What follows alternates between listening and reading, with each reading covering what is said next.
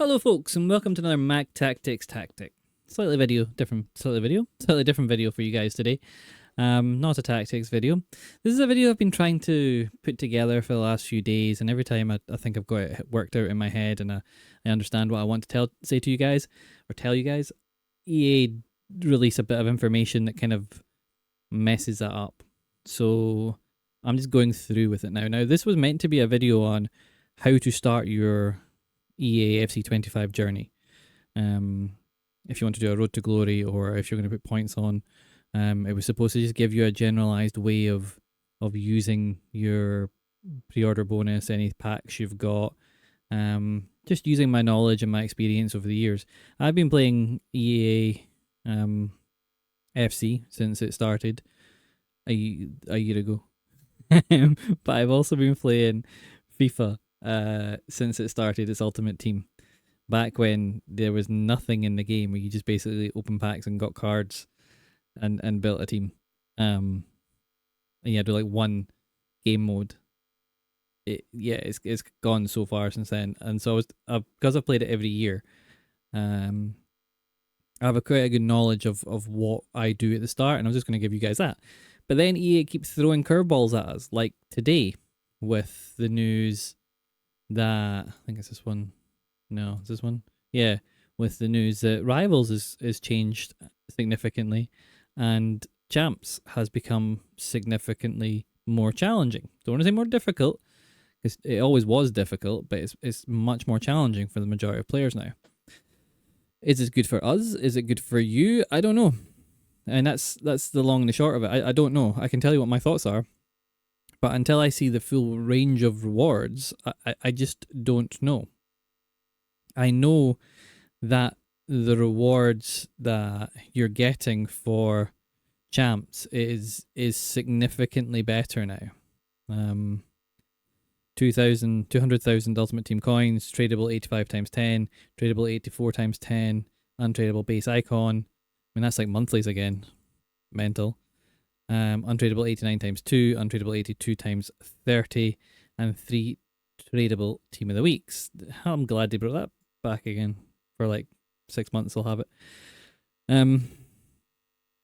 But I want to start by saying that rank 1 of 15 out of 15 wins, that's not me. And that's not the majority of people that are going to be watching this.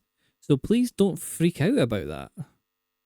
The amount of people that get rank 1 in that first champion weekend, it won't be that high. You've only got to watch someone like Gorilla on Twitch to understand the difficulty of consistency that even the pros have. And the pros are brilliant. Like, they genuinely are. The pros are genuinely brilliant at this game. They were at FC 24. They were at the last FIFAs. That's their jobs. That's why they are brilliant. That's why they are pros. They will find a way to break a meta. They'll find a way to create a meta. And they will find a way to get these 15 wins. But for the rest of us, we don't have to get 15 wins. Like, if you were an 11-win player or a 16-win player, your area is still in here. We just don't know what the rewards for that is. If the rewards are bumped up in a similar kind of way as these rewards are, then I'm not overly worried. And I know a lot of people are really concerned about qualification to get in, because you need to win 3 out of 5 now to get in rather than 4 out of 10. But again, how many of us played all 10 of those qualification games? If they keep it the same kind of matchmaking with the ELO system, you're looking at winning 2, losing 2, and then being at a 0 ELO going into that 5th game. And that becomes like a toss of the coin game, a 50-50.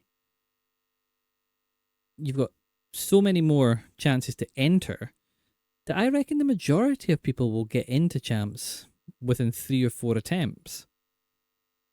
So I wouldn't panic about this, and please do not feel stressed about this.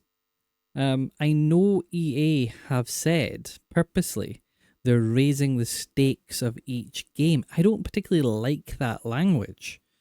I feel like there's a lot of people that play this game who get very stressed at playing this game.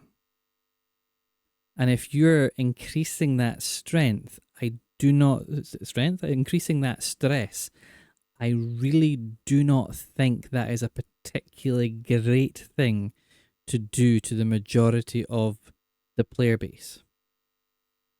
And that's just my opinion. You can agree with me, you can disagree with me. I think what it's going to do is it's going to create a bigger separation between the best players and the rest of us. And actually, I'm okay with that, because EA have to find a way to keep us engaged with the game. They have to find a way of making sure that we can progress our teams without putting money in. And I know they love us putting money in. I know they love turning over those record profits. The problem with record profits is going to come a year where they're not going to make record profits. And that game will be seen as a failure to them. A failure to the shareholders, a failure to the company. But it might not be. It might be the best playing game we've ever had, the best content game we've ever had, but we've just not needed to put that money in. And I hope it's this game. Genuinely. I hope this game has a good ladder system to get rewards. I hope that the SBCs are good, and I hope that the EVOs are good. And I genuinely see those as a menu way for us to be able to maintain a team and progress a team and still have a good team. Needing 5 and 15 wins in rivals to, I don't know, get your weekly rewards. 5 wins is, fine. 15 wins. If you're still on skill-based matchmaking, and because there's promotion and relegation, you're going to find yourself inevitably at a point where eventually you're playing people that are the exact same skill level as you, and then it'll come down to, are you having a good day or are you having a bad day? And if you're having a bad day, you're going to lose more, and if you're having a good day, you're going to win more. If you're playing a tactic that fits you, you're going to win more. If you're playing a tactic that doesn't suit you, you're going to lose more. And that's going to, again, trigger people. So, like I always say, please don't be toxic. Please don't make this community toxic. Please let's try and clean up this community as best we can, and just not be toxic to each other. We're all fighting our demons, and we're all fighting this game more than we're fighting each other. So, yeah. I'll interject here. Please like, subscribe, and comment in the lead up to FC25. I am going to get onto more positive stuff, and I'll try and run you through, but I just want you to address all that. Squad battles as well. Yeah, down to 14, which means people that can play on Ultimate are going to rock up massive scores. So if you get gold rankings, you should be proud of that and happy with that. And I think you'll still get decent rewards from that if that is your mode. So, what is EAFC 25? And why is it going to be a bit of a steep learning curve for us all? Well, I have a few tactics set up and ready to go from the beta. But the beta is not the finished product. It very likely has changed, maybe significantly, maybe not significantly. And will release on Friday. Well, we can download it now on PC. So it's already downloaded, but whatever live changes EA do, which, because we know they can do live changes, will be there. Now, FCIQ, you're going to hear this a lot. The reason for that is FCIQ is something that is different, and it's something it's changed the way that the game's kind of playing. So I've kept it on this screen because I wanted to show you this. This is the Real Madrid team, and it's how it's set up, and it's got all the elements I want to talk about. It has players that are grey. I call them grey. I think it's just, balanced. Not balanced. In position. So Tchouaméni, Camavinga, Carvalho, Valverde, and Rodrigo. These players can all sit in these positions quite happily and perform all the roles within these positions because there's no player instructions. The ones with the wee chevrons, the 1 chevron and 2 chevrons, these are players that are in their position that they can play, plus they're playing the role in which they're most adapt to. So they're pluses. We go across here. Role familiarity. Base, role plus, role plus plus. That's the chevrons. They're the pluses and the pluses. Plus here, chevron here. Make it make sense. So base, if players assigned to a position, it's one of the preferred positions, they will have access to all the roles within that. Plus, if the player will have at least one role plus indicating they're accomplished in that role, and reserved for the best, and few players with role plus plus are world class players in that role. Out of position. The yellow explanation mark indicates a simplified version of the role when the player is out of position. So when they're not in their position that they are accustomed to, they will get this. And it was like putting a player on, was it like 3chem or something back in the day? Except because we now have IQ, it's a bigger deal. If you have a player out of position, like I used to play Saka in a left centre mid position in a 4-3-2-1 as an attacking midfielder. If I did that now, I'm really gonna struggle because they're really dumbed down in these positions. And I say dumbed down because their movement is wrong, their position is wrong, their ability is wrong. Like they can still pass the ball, I think, to their stats. They can still shoot to their stats. But where they're standing, how they're running, how they're calling for the ball, how they're defending is all wrong. And that is this really frustrating thing about this.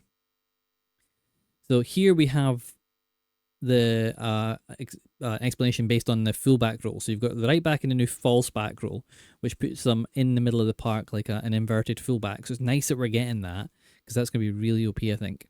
We have an example of a left back and the attacking wing back. You can see the position they're taking up on the pitch when we've got the ball, because the tactics are split up into when you have the ball and when you don't have the ball. And then this is the new half winger. If you played Football Manager, these should all be like the tickle in the back of your head. You're like, I know these because we've used these. So this is where the half winger will take up. And what I'm talking about with the out of position, if you have a Saka and a centre mid, even playing half winger, he will not take up this position. He will not be here. It's frustrating. And this is how it sets up with the ball and without the ball. So you can see Carvajal in here has a ++ in attacking fullback, and you can see Rodrigo has 1+, Militao 1+, Valverde in the deep line centre mid playmaker role. If you'd go, and the reason this is so important is how you set your team up at the beginning of the game will dictate really how they perform. If you switch your tactics in game, which you still can do, but you switch it from a 4-3-3 to a 3-4-1-2, is that even a thing? 3-5-2. Let's talk about 3-5-2. If you switch it from a 4-3-3 to a 3-5-2, if you have a player that goes into an out of position they go as out of position. So it's not like before when their stats were locked in at the beginning of the game. Their stats actually drop significantly when you move them. So we have to be clever and we have to think clearly about our starting lineup.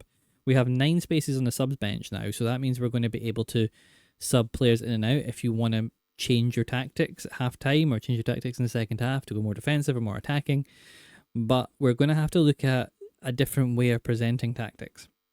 I'm already kind of on that, and I've got a plan for a number of tactics, but I'm not going to even consider telling anyone anything about tactics until the game's out and I've actually had a chance to test them. Anybody that's telling you they have FC25 tactics now, do you want them? Tell them to bolt. Like, there's no way they can have tested them. We don't know what the game is. We know what the beta was, but we don't know what the game is. Nobody has that info. They're just using it for clout. Don't listen to them. Yeah, so we just need to get ready for when the game comes out and get testing when the game comes out. Now, on Friday, if you're lucky enough to have the pre-order and the Ultimate Edition, you're going to get onto your account. I don't know what you're going to have because they've changed it over the years. You might have the 4,600 FIFA points.